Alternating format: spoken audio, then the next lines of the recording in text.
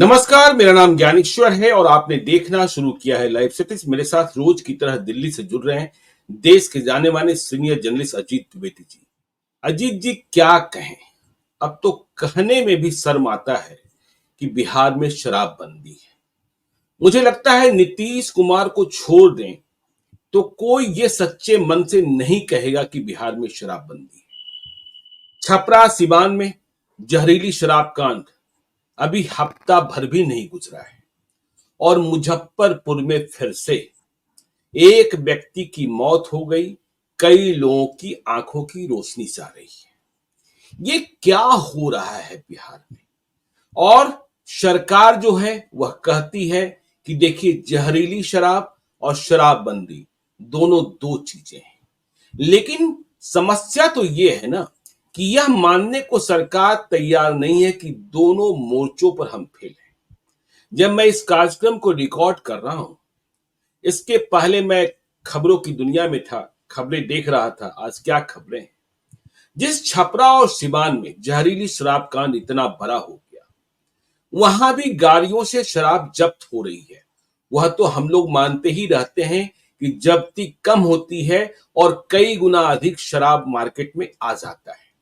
लेकिन हम यह कैसे सोच लें और यह कैसी विडंबना है कि हफ्ते भर कांड नहीं हुआ, फिर भी माफिया और सिंडिकेट उसी छपरा सिवान में शराब की धुलाई गाड़ियों से कर रहा है और इसकी गवाही तो पुलिस की जब्ती है। मुजफ्फरपुर में फिर से देखिए, मैं परिजनों का वीडियो देख रहा था, मुझसे देखा नहीं गया। पत्नी बिलख रही थी, कह रही थी कैसे कल शाम को गए थे, कैसे लौटे। उन्होंने माना कि हाँ, शराब पार्टी हुई है और वहां हमने शराब पी थी। फिर किस तरीके से तबीयत खराब हुई, 4-5 लोगों की बात, एक की मौत हो गई, बाकी की आंख की रोशनी जा रही है।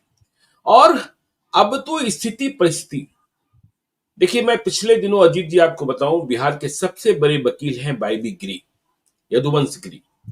मैं उनके साथ लंबा साक्षात्कार कर रहा था। जब बिहार में शराबबंदी हुई थी तो वह शराब कंपनियों की ओर से वकील भी थे। फिर पटना हाईकोर्ट ने तो स्टे ही कर दिया था, मतलब जो शराबबंदी सुप्रीम कोर्ट में मसला गया, वहां खैर जो आगे की प्रक्रिया हुई और बिहार में शराबबंदी कागज पर जारी है। तो पहले शराब वाली कंपनियां, वाईबी गिरी बता रहे थे कि वह मुकदमा लड़ने के लिए परेशान रहती थी, किसी तरीके से बिहार में शराबबंदी खत्म हो ताकि उनका धंधा चले। लेकिन वाईबी गिरी ने बताया, ज्ञानेश्वर जी, आपको जानकर आश्चर्य होगा कि अब कोई भी शराब कंपनी मुकदमा नहीं लड़ना चाहती है। वह चाहती है कि सुप्रीम कोर्ट में जैसे मसला अटका पड़ा है वैसे ही अटका रहे। हमने पूछा क्यों? बिहार में शराबबंदी है, उनका नुकसान हो रहा है। वाईबी गिरी ने आंख खोलने वाली बात कही कि शराब कंपनियों को ज्यादा मुनाफा हो रहा है, क्योंकि वह मानती है ये कंपनियां कि अब पहले से अधिक शराब बिहार में बिक रही है और बिना सरकार को राजस्व दिए हुए, बिना सरकार को टैक्स दिए हुए उनका धंधा चोखा चल रहा है। 30,000 करोड़ रुपए का सिंडिकेट जो सरकार के खजाने में होना चाहिए था, वह देखिए माफिया सिंडिकेट और पुलिस की जेब में जा रहा है और सरकार कह रही है शराबबंदी है। टीवी चैनल्स पर बैठे लोग कहते हैं शराबबंदी है और मैं ऐसे कई चेहरों को जानता हूं कि चैनल से बाहर हटते ही वह क्या कहते हैं आपसी बातचीत में। तो ये तो स्थिति और परिस्थिति बन गई है जिसमें हम यही कह सकते हैं फेल है, फेल है, फेल है। बिहार में शराबबंदी फेल है। अजीत जी, मुजफ्फरपुर फिर इसी बात की गवाही दे रहा है, क्योंकि आप पूरे बिहार में सर्च ऑपरेशन चला रहे हैं, शराब की जब्ती कर रहे हैं और इसके बाद भी पार्टियां हो रही है, शराब मिल रही है, लोगों की जान जा रही है, आंखों की रोशनी जा रही है। बचा क्या है? बचा है तो सिर्फ आपकी जिद कि बिहार में कहने को शराबबंदी है। देखिए ज्ञानेश्वर जी, अभी यहीं से शुरू करें। जो आज का वीडियो है, आपने ठीक कहा कि वो वीडियो देखा नहीं जा रहा है, वो एकदम हृदय जी, विदारक है। वो इतना बिल्कुल। द्रवित करने वाला वो वीडियो है। एक यंग लेडी को रोते हुए देखना और बाकी परिजनों को भी रोते बिलखते देखना, वो इतना हृदय विदारक है। और त्योहार का समय है, दिवाली आने वाली है, बिल्कुल। सबके घरों में साफ-सफाई और वो दिवाली की तैयारियाँ चल रही हैं और ये मातम की खबर आई है। देखिए, जी, पहले जब शराब नहीं बंद हुई थी बिहार में, तो त्योहारों का समय आता था, परिवार के लोगों को एक चिंता रहती थी कि घर का व्यक्ति शराब पी करके आएगा तो कुछ झगड़ा हो सकता है, मारपीट हो सकती है, इस तरह की एक चिंता जी, रहती थी त्योहारों के समय, जी, चूँकि सबको पता है कि त्योहार के समय पीने-पिलाने का काम थोड़ा ज़्यादा होने लगता है। जी। अब तो झगड़े की आशंका नहीं है, अब तो त्योहार आते हैं तो साथ मौत लेकर आ रहे हैं त्योहार। बिल्कुल, मौत मौत की आ रही है आशंका। साथ में। अब जी, अब लोग त्योहारों के अवसर पर पार्टी कर रहे हैं, शराब पीने की पार्टी हो रही है, तो उसमें मौत आ रही है। जी, तो ये कौन-सी स्थिति अच्छी थी? उस समय जब एक भय था, बिल्कुल। एक आशंका थी कि झगड़ा होगा, घरेलू हिंसा होगी, या वो स्थिति कि लोग अब मर जा रहे हैं, या लोगों की आँख की रोशनी चली जा रही है, या हुँ, लोगों के शरीर के अंदर वाइटल ऑर्गन्स उनके खराब हो जा रहे हैं, किडनी, लीवर फेल हो जा रहा है। ये क्या स्थिति है? अच्छी स्थिति है उस समय से। बिल्कुल। तो ये हर त्योहार के समय होता है, होली, दिवाली, दशहरा, जब भी हो लोग पार्टी करने चले जाते हैं और पार्टी शराब के बिना पूरी नहीं होती है। हुँ, तो इसका मतलब कि चाहे शराबबंदी तो चाहे फिर है, खुशी उसने की कहा है। पार्टी हो, चाहे गम की पार्टी हो, शराब के बिना पूरी नहीं होती और पहले लोग एहतियातन सतर्क रहते थे। हाँ, सतर्क जब रहते घर थे से और बाहर कोई जाता था तो पत्नी समझाती थी, माँ बिल्कुल, समझाती थी, बिल्कुल, पिताजी समझाते बिल्कुल, थे कि देखो बेटा, लेकिन अब तो एक झूठ का भरोसा है कि शराबबंदी है। बंदी है। और उस समय जब दुकानें थी सरकार की, सरकारी लाइसेंस की दुकानें, लाइसेंस वाली दुकानें थी, अगर किसी को कोई भी व्यक्ति जानबूझ करके नहीं बना सकता था उस तरह की नकली जाली शराब की लोग मर जाए। पानी मिलाने की जी, बात होती थी कि शराब में पानी मिलाया जा रहा है या वो अब टेस्ट बिल्कुल, नहीं है, लेकिन जान लेने वाली चीज कोई नहीं करता था, क्योंकि सब लाइसेंस शुदा दुकानें थी और सबको अपनी कमाई थी, सबको एक खतरा था कि लाइसेंस रद्द हो जाएगा और पैसे दे करके लाइसेंस लिए हैं और दुकान बंद हो जाएगी। तो वो स्थिति एक थी, एक उस समय की स्थिति। अब जो त्योहार आ रहे हैं तो ये आशंका रहती है लोगों को कि लोग त्योहारों के अवसर पर, त्योहारों से पहले जितना भी हुँ, सिंडिकेट काम करता है, जो जहरीली शराब बनाने वाले लोग हैं, जो नकली शराब बनाने वाले लोग हैं, जिनका वन टाइम का धंधा है कि एक बार एक शराब बनाओ, कुछ पैसे कमाओ, लोग मरते हैं तो मर जाने तो क्या फर्क पड़ता है। तो बिल्कुल, ऐसे लोग इस समय ज्यादा शराब बनाते हैं, उसकी ज्यादा बिक्री होती है और लोग मर रहे हैं, आपके सामने हैं। अभी दशहरा बीता तो हम लोगों ने देखा कि छपरा हुँ, सिवान में क्या हुआ, आसमान और अब में, दिवाली आ रही है तो मुजफ्फरपुर में देख रहे हैं कि क्या हुआ। कि एक व्यक्ति मर गया और 4-5 लोगों के आँख की रोशनी चली गई, और भी क्या बीमारियां हुई, कितने लोगों को। हमने पहले भी एक बार जब हम लोग शराब को लेकर के बात कर रहे थे तो मेरी फर्स्ट हैंड जानकारी ये लोग बताते हैं वहां से कि स्लो असर होता है लोगों के शरीर पर। इस तरह की शराब बिक रही है, ऐसी नकली शराब जी। बन रही है स्पिरिट डाल करके, जो स्लो पेस में लोगों के शरीर को खोखला कर रही है, नहीं, एकदम लोगों को बीमार बना रही है। मैं तो डॉक्टरों के संपर्क में रहता हूँ अजीत जी, और जो बड़े डॉक्टर हैं वे कहते हैं कि देखिए उनके यहाँ ऐसे रोगी, उनकी संख्या बढ़ती जा रही है जिनके भीतर गलत शराब पीने के कारण या अधिक शराब पी लेने के कारण जो उनका शरीर का जो ढांचा है या शरीर के भीतर जो बीमारियां हैं वह बढ़ती जा रही है और उसका सीधा कारण शराब है। हाँ, तो वो चूँकि अब नकली शराब मिल रही है, उसका कोई पैमाना तो है नहीं, कोई मानक तो सेट है नहीं। अब ऐसा तो जी, है नहीं कि वो आईएसआई मार्क के या आईएसओ 9002 के मार्के वाले शराब बेच रहे हैं लोग। कोई नहीं किसी बिल्कुल नहीं। किसी एजेंसी से मंजूरी होकर के तो बिक नहीं रही है। वो कहीं बना दी और उसमें कितना मात्रा में क्या मिलाया, ये सब हम लोग पहले एक बार और वो चर्चा किए थे इस बिल्कुल। मामले में। हुँ, तो वो अब रिस्क बढ़ गया, अब ये खतरा बढ़ गया। झगड़े का की आशंका की जगह मौत की आशंका हो गई। तो जी, एक तो ये कारण है कि लगातार जो घटनाएँ हो रही हैं जिस तरह से, उसके बाद भी सरकार को जग जाना चाहिए, सरकार की आँखें खुल जानी चाहिए हुँ, कि इसको हम किस तरह से रोकें। या तो आप कानून व्यवस्था ऐसी लागू करिए कि कहीं भी कच्ची शराब बन रही हो तो आपको सूचना मिले। एक सरकार का, पुलिस का एक खुफिया तंत्र होता है, आपने तो इतने वर्षों तक देखा है। ऐसा तो हो नहीं सकता है ना कि कहीं किसी बगीचे में या कहीं किसी के गोदाम में शराब की, कच्ची शराब खींचने की फैक्ट्री लगी और पुलिस को ना पता चले। ना वो तो ऐसा कैसे होगा? हो ही नहीं सकता ऐसा है। कैसे होगा? कोई ना बिल्कुल नहीं होगा। हर गांव में खुफिया होते हैं, सरकार के, पुलिस के लोग होते हैं, हर गांव में पुलिस के लोग होते हैं, तो और वो नहीं बता ये देते। भी नहीं है ना, ये भी नहीं है कि बनाना है और पी जाना है। हाँ, इसके वही, देखिए बायर है, रिसीवर है, बिल्कुल। सेलर है, परचेज़र है, ये नेटवर्क है और इस नेटवर्क में कई लोग देखिए ऑर्गेनाइज़ क्राइम का हिस्सा है ना, तो इसमें तो आप छेद कर सकते हैं लेकिन आप छेद करना नहीं चाहते क्योंकि आपकी साठगांठ है, आपकी कमाई है, सरकार का नुकसान भले हो जाए, आपकी जेब मोटी हो जाए, इसकी चिंता है सिर्फ।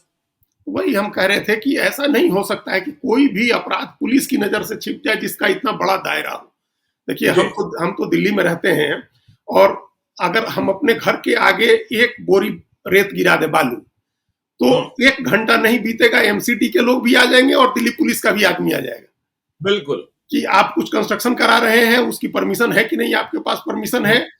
आपके पीछे गली में मोटर लगा हुआ है, आप मोटर खुलवाइए, उतनी देर में एमसीडी और पुलिस का आदमी आ जाएगा कि आप बोरिंग तो नहीं करवा रहे हैं, आपके यहाँ कुछ इलीगल काम तो नहीं हो रहा है।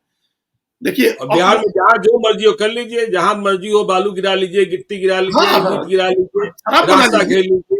हाँ हाँ, रास्ता घेर लीजिए, पंडाल तान दीजिए, कुछ भी कर लीजिए, कोई हाँ, पूछने वाला नहीं है। तो हाँ। वो या फिर शराब बना लीजिए, फैक्ट्री डाल लीजिए, हाँ, शराब की बड़ा बना फैक्ट्री लीजिए। बनाइए और बेच लीजिए। जी। तो वही कह हम्म। रहे हैं, तो इसका मतलब कि यहाँ जो पुलिस के लोग घूम रहे होते हैं हर समय, उसमें भी कई बार मकसद यही होता है कि अगर आप कुछ इलीगल कर रहे हैं तो उसका खर्चा पानी दे करके आप कराइए।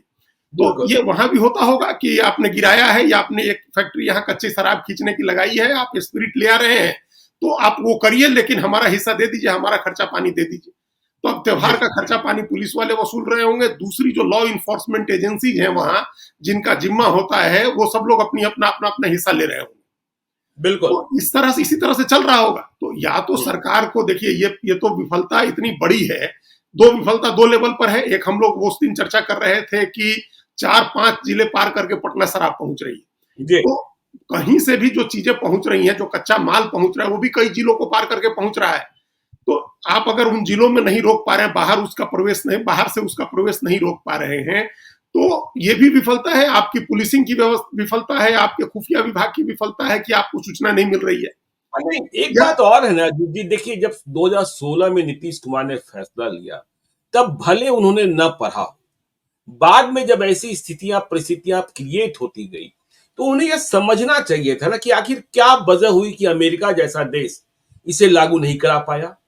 क्या कारण रहा कि महाराष्ट्र लागू नहीं करा पाया, क्या कारण रहा कि तमिलनाडु लागू नहीं करा पाया, और क्या कारण रहा कि इन तमाम समाजवादियों जो नेता हैं उनके नायक कर्पूरी ठाकुर ने लागू किया और फिर बाद में वापस लेना पड़ा।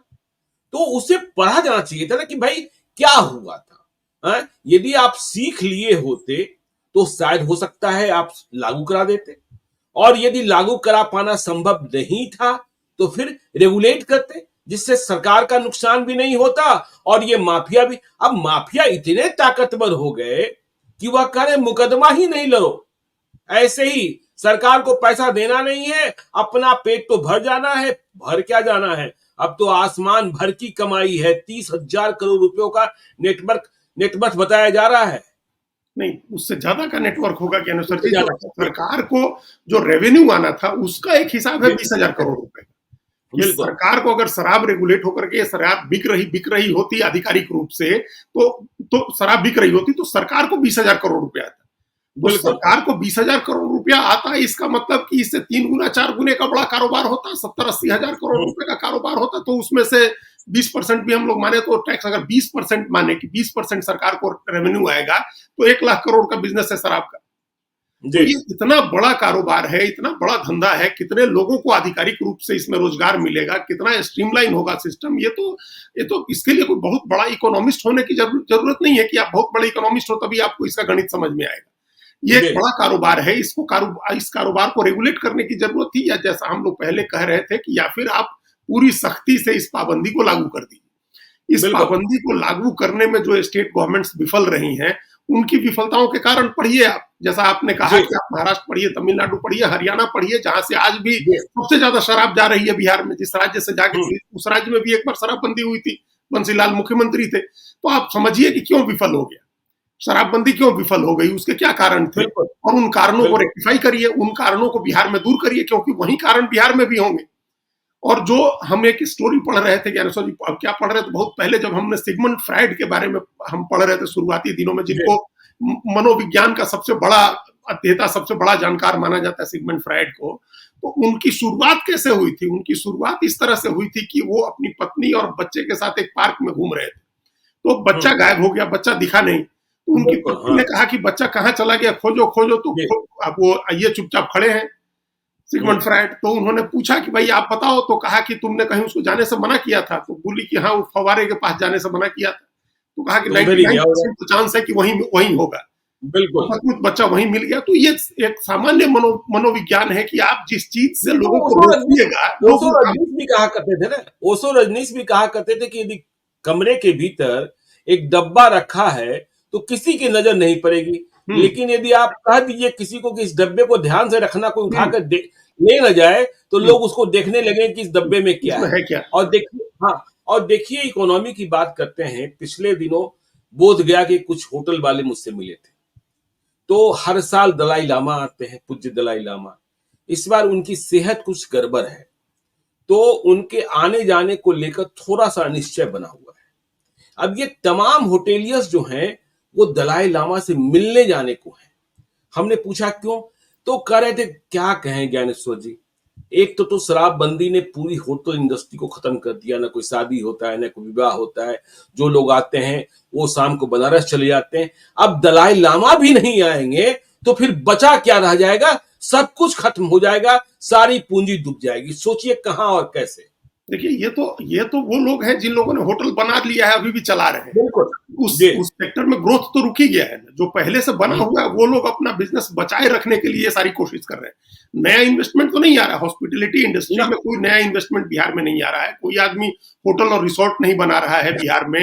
बैंक्वेट हॉल जिस अनुपात में बनने चाहिए वो नहीं बन रहे हैं। टूरिज्म का जिस तरह से डेवलप होना चाहिए था, नहीं डेवलप हो रहा है। अब धार्मिक टूरिज्म तो बिहार में कितना कर सकते हैं आप? धार्मिक धार्मिक टूरिज्म भी करता है आदमी, उसमें भी लोग शराब पीते ही हैं, खोजते ही हैं लोग। बिल्कुल तो वो बिल्कुल। तो संभावना ही खत्म कर दिया। हॉस्पिटैलिटी इंडस्ट्री की संभावना बिहार में पूरी तरह से खत्म हो गई है।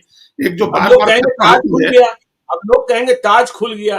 अरे तो वो हर्ष नेवटिया साहब को अपने उसमें सिटी सेंटर में खोलना था तो उन्होंने खोल लिया। अब बैंक्वेट हॉल की आप बात करें, वो गली गली में बैंक्वेट हॉल खुल जा रहे हैं, लेकिन वो मानक नहीं है ना। जो अभी आपने कहा कि यदि हम घर के बाहर एक बोरा गिट्टी रख दें तो एमसीडी वाले भी आ जाएंगे और दिल्ली पुलिस भी आ जाएगी। तो यहाँ जो बैंक्वेट हॉल खुल रहे हैं वह तो किसी गली और मतलब लोगों की समस्या का जंजाल बन जाते हैं। जब शादी विवाह लगन होता है ना, तो आप डाकबंगला से सगुना मोड़ सलामत पहुंच जाइए, ये बहुत बड़ा सिरदर्द होता है। हाँ, तो ये तो तो सिर्फ ऑर्गेनाइज तरीके। ये तो बिल्कुल सिर्फ ये तो इनका भी कारोबार कब का है? इनका कारोबार सिर्फ उस समय का है जब शादियों के सीजन चल रहे हो, शादियां हो रही हो। बिल्कुल उसमें भी वो बिल्कुल। लोग जिनका जो जिनका खर्च करने की जो एक्सपेंडिचर की कैपेसिटी है वो बहुत कम है, उन लोगों के लिए सब चीजें खुल रही हैं। गली गली मोहल्ले मोहल्ले में जिनका खर्च करने की जिनकी हैसियत है, वो सब लोग बाहर जा रहे हैं। शादी करने छोड़ दीजिए, लोग अपने एनिवर्सरी मनाने, बच्चों का बर्थडे मनाने लोग बाहर चले जा रहे हैं। जो सक्षम लोग हैं, जो पैसा खर्च कर सकते हैं, जो पैसा बिहार में खर्च हो सकता था। और ताज में तो, पटना में तो खुल ही जाएगा ना। पटना में तो फिर भी लोगों को कुछ ना कुछ काम है, तो लोग आने ही वाले हैं। बिजनेसमैन आएंगे, जिन लोगों का काम है, जो अधिकारी हैं, जिन लोगों को आना जाना है, जो एनजीओ जो है, जो उन लोगों को आना जाना है, उसमें कोई पटना में खुल जाना कोई बड़ी बात नहीं है। कोई दूसरा सेंटर तो नहीं डेवलप हो रहा है बिहार में। एक तो ये भी इतनी बड़ी समस्या है कि आप पटना के अलावा कोई सेंटर ही डेवलप नहीं हो रहा है। एक गया डेवलप हुआ, उसका भी डेवलपमेंट जहां तक हुआ वहां तक होकर के ठप हो गया, क्योंकि उसमें भी कोई विजन नहीं है, उसमें भी कोई दृष्टि नहीं है कि आप शहरी विकास करने की भी कोई दृष्टि नहीं है। तो अगर अगर शराब की इकोनॉमी की ही हम लोग बात करें, तो सिर्फ शराब नहीं है उसके साथ जुड़ा हुआ, उसके साथ पूरी हॉस्पिटैलिटी इंडस्ट्री जुड़ी हुई अब देखिए, अब देखिए कैसे कैसे माफिया, अब देखिए गाड़ियों का एक सिंडिकेट अलग क्रिएट हो गया है। आपको पुरानी गाड़ी बेचनी है, देखिए जो वास्तविक कीमत है उससे अधिक पुरानी गाड़ी की, उससे अधिक कीमत पर लेने वाले लोग भी मिल जाएंगे बिहार में। आपसे सब कुछ ट्रांसफर करा लेंगे, पैसा भी आपको दे देंगे। आपने सोचा कि हमने गाड़ी बेच दी, मेरा काम खत्म हो गया, वो आरटीओ में ट्रांसफर नहीं कराएंगे, उस गाड़ी का इस्तेमाल शराब धोने में करेंगे। और जब गाड़ी पकड़ी जाएगी तो गाड़ी तो ट्रांसफर हुई नहीं है, जिस आदमी ने बेच दिया उसके खिलाफ मुकदमा हो जाएगा। अब वह मुकदमा लड़ते रहे। अब दूसरा सिंडिकेट देखिए, दूसरा सिंडिकेट क्या है कि वह अच्छी गाड़ियों को निशाना बनाता है कि इन गाड़ियों को कैसे एक बोतल दो बोतल शराब में पकड़वा दे और फिर जल्दी से नीलाम करा दे, जल्दी से नीलाम करा दे। वहां बाबू से सांठगांठ है। अभी हाईकोर्ट में इस पर बड़ी लंबी बात चल रही है कि 20 लाख की गाड़ी 2 लाख में कैसे नीलाम हो जा रही है, 1 लाख में कैसे नीलाम हो जा रही है, क्यों नहीं मौका दे रहे हैं। तो ये इस तरीके के सिंडिकेट और इस तरीके के माफिया का भी बिहार में उदय हो चुका है। तो ये सब वही कह रहे हैं जो अभी पहले इकोनॉमी की बात जो हम लोग कर रहे थे, उसमें एक इकोनॉमी कई तरह की इकोनॉमी से जुड़ी हुई है। शराब का मामला कई तरह की इकोनॉमी से जुड़ा हुआ है। वो जो जनरल बार एंड रेस्टोरेंट का काम का कारोबार है, जो अब तो खाली रेस्टोरेंट चल रहे हैं, तो वहां क्या खर्च करेंगे लोग? खाने पर कोई आदमी कितना खर्च कर सकता है? तो बार बिल्कुल एंड बिल्कुल। रेस्टोरेंट का धंधा जो है वो आपका मंदी में है, जो हॉस्पिटैलिटी इंडस्ट्री है वो मंदी में है, जो आपका टूरिज्म सेक्टर है वो मंदी में है, और शराब की वजह से जो आपको 20,000 करोड़ रुपए का हर साल का रेवेन्यू का लॉस है वो लॉस है। तो ये कई गुना लॉस हो जाएगा, अगर 3-4 सेक्टर का देखें तो कई गुना लॉस हो जाएगा।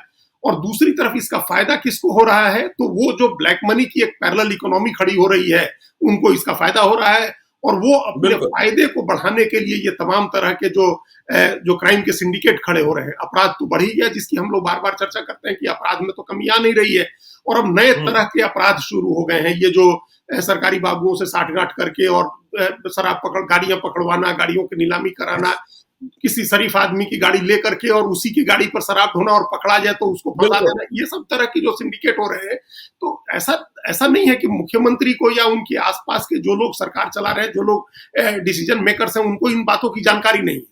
उनके पास भी ये आंकड़े आते होंगे, और ज्यादा बेहतर तरीके से आंकड़े आते होंगे। पुलिस का हर साल का रिव्यू आता होगा, उनके पास कितने केसेज आए, ये सब आते होंगे। नहीं, तो मैं वो यहाँ डिफर उनको करता क्यों नहीं हूँ, दिखाई मैं दे रहा? यहाँ डिफर करता हूँ। देखिए, मेरा नोट ऑफ डिसेंट है कि आंकड़े आते नहीं है, आंकड़े जो बनाए जाते हैं वो पेश किए जाते हैं नीतीश कुमार के समक्ष, और नीतीश कुमार समझ नहीं पाते। देखिए, लोग कह रहे थे, एक पुराने जानकार जो नीतीश कुमार और लालू यादव दोनों को बेहतर जानते हैं, वो कह रहे थे कि देखिए, नीतीश कुमार पहले ऐसे थे कि बहुत सारे लोगों से मिला करते थे, तो उनके पास बिहार में क्या चल रहा है, अधिकारियों की जानकारी के इतर इंडिपेंडेंट जानकारी हुआ करती थी।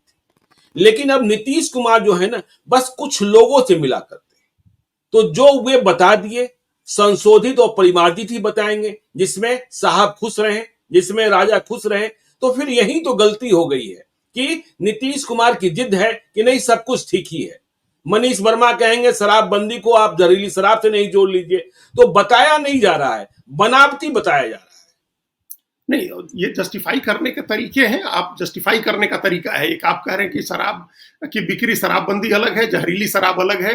इसके कहने का मतलब है कि जब शराबबंदी नहीं होती है वहां भी जहरीली शराब आ जाती है, तो वो एक अलग मामला है। तो वो मामला क्या दूसरे जगह का लोग आके देखेगा? वो मामला क्या मंगल ग्रह का कोई आदमी आके देखेगा? जहरीली शराब से अगर लोग मर रहे हैं, और हम मान लें कि वो शराबबंदी की वजह से नहीं है, फिर भी उसको कंट्रोल करना क्या कोई मंगल ग्रह या चांद पर से कोई आदमी आएगा देखने? वो इसी सरकार को देखना है, वो भी नीतीश कुमार की सरकार को देखना है, उन्हीं की पुलिस को देखना है, वो उन्हीं के प्रशासन को देखना है।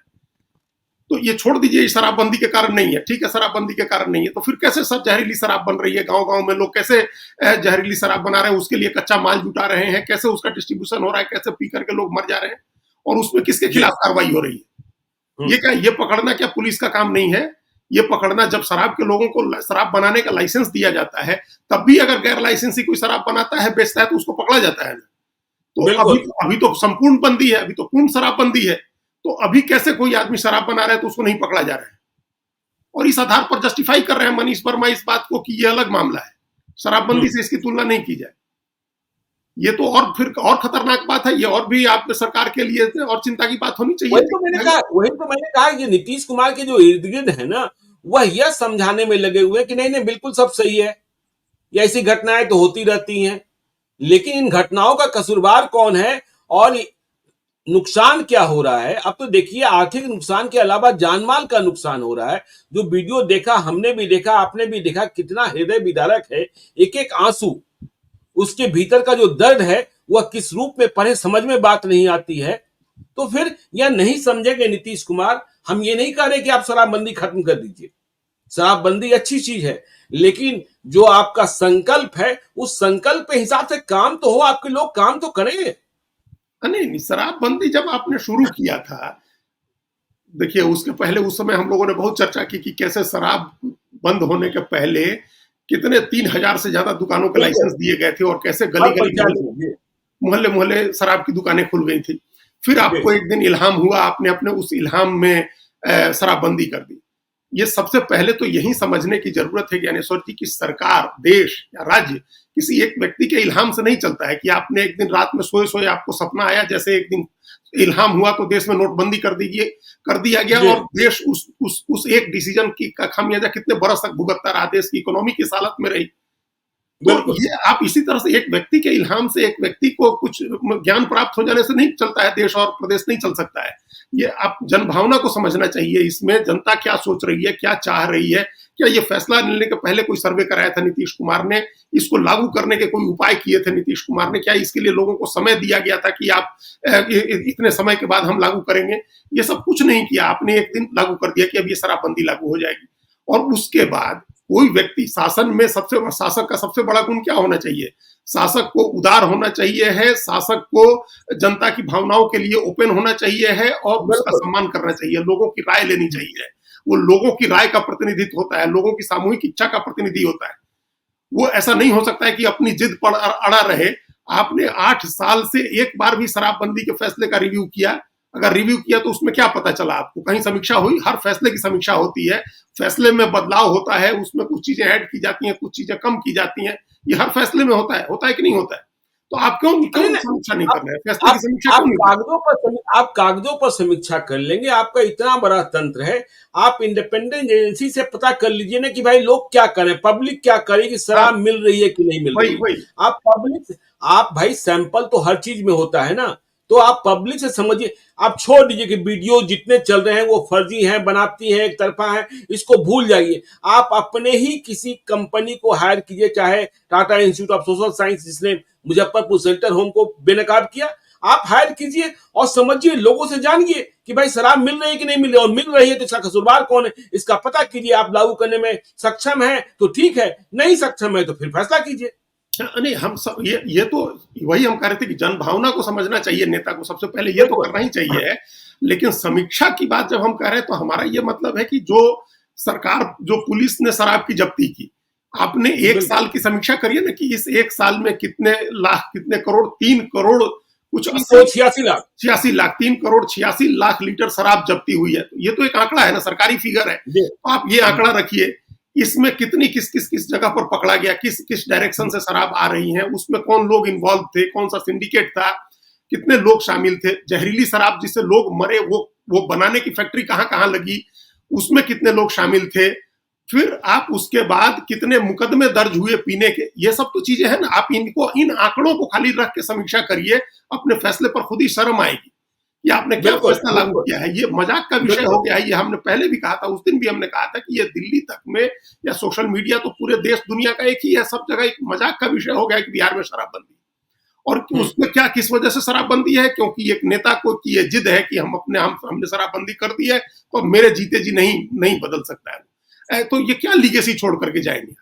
इस जी। तरह की जिद में जितने भी नेता रहे हैं कि हमने ये डिसीजन कर लिया और मेरे जीते जी ऐसा ही होगा, वैसे नेता को कोई याद नहीं रखता है। या फिर वो तानाशाह नेता की तरह याद किया जाता है कि आपने सोच लिया कि दिल्ली के मोहम्मद बिन तुगलक की तरह कि हम दिल्ली की राजधानी उठा करके दौलताबाद ले जाएंगे और फिर दौलताबाद से राजधानी उठा करके दिल्ली ले आएंगे, और उसमें बिल्कुल। जितने लोग बिल्कुल। मरने हैं, घसीट घसीट के लोग मर गए, हजारों लोग, उसकी कोई चिंता नहीं करनी है, क्यों? हमने फैसला कर लिया है।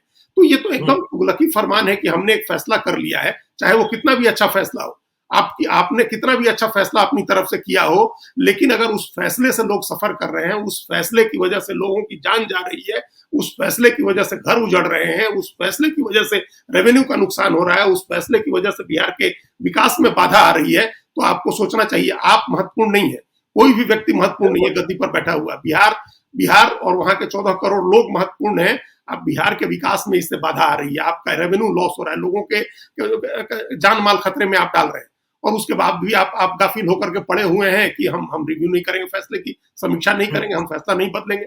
हम एक दिन और कह रहे थे ज्ञानेश्वर जी की महात्मा गांधी ने कहा था कि अगर एक ही विषय पर मैंने 2 बात कही है, तो मेरी जो दूसरी बात है, जो मेरी बाद में कही गई बात है, उसको माना जाए। तो इसका मतलब है कि हमने पहले एक बात कही, लेकिन जब हमको उसके बाद की सच्चाइयां पता चली तो हमने अपने फैसले की समीक्षा की और हमने अपनी राय बदल दी। हम अब दूसरी बात कर रहे हैं उसी मसले पर, तो इस दूसरी बात को माना जाए। यही तो गतिशीलता होनी चाहिए सरकार के फैसले में, व्यक्ति के फैसले में भी यही गतिशीलता होनी चाहिए। ये डायनामिज्म होना चाहिए है कि समय बदल रहे हैं, स्थितियां बदल रही हैं। हमने एक जो फैसला आज से 8 साल पहले लिया था, वो फैसला अब किसी वजह से ठीक नहीं है, उस फैसले की वजह से लोगों को समस्या आ रही, लोग सफर कर रहे हैं, तो उस फैसले को चेंज करने में क्या दिक्कत है? हम लोगों ने 2 ही तो बात की थी पिछली बार जब बात की थी, जिस दिन तेजस्वी यादव ने 10 सवाल पूछे थे, तो यही तो था कि 2 ही काम आप कर सकते हैं, या तो इसको कंप्लीटली आप लागू कर दीजिए, इतनी सलाहियत है आपके पास, इतनी क्षमता है, इतनी ताकत है, तो आप लागू कर दीजिए पूरी तरह से। ये इंश्योर कर दीजिए कि चाहे कोई कितना भी महत्वपूर्ण व्यक्ति हो, उसको शराब नहीं मिलेगी और दवा के रूप में भी अगर कोई ब्रांडी देने के लिए लिखे तो उसको भी नहीं मिलेगी, चाहे मर जाए आदमी। बिल्कुल तो आप या तो ये इंश्योर कर दीजिए, ये लिख दीजिए, ये लागू कर दीजिए, और नहीं तो फिर भगवान के लिए आप समीक्षा करिए और इसको रेगुलेट करिए। हम ये नहीं करें कि जैसे आपने 16 के पहले गली गली दुकान खुलवा दी थी कि घर से निकलते ही कुछ दूर चलते ही शराब की दुकान दिख जाए, वो नहीं होना चाहिए है। लेकिन आप रेगुलेट करके शराब की दुकानें खुलवा दीजिए, और खुलने के बाद भी, यानी सर जी वो खुलवाना तो चाहिए ही, उसके बाद भी पुलिस और प्रशासन की व्यवस्था को सख्त करिए। सरकार का इकबाल खतरे में है। ये एक बात है जो मनीष वर्मा ने कहा कि ये शराबबंदी से अलग है, तो इसको कम से कम काबू करिए।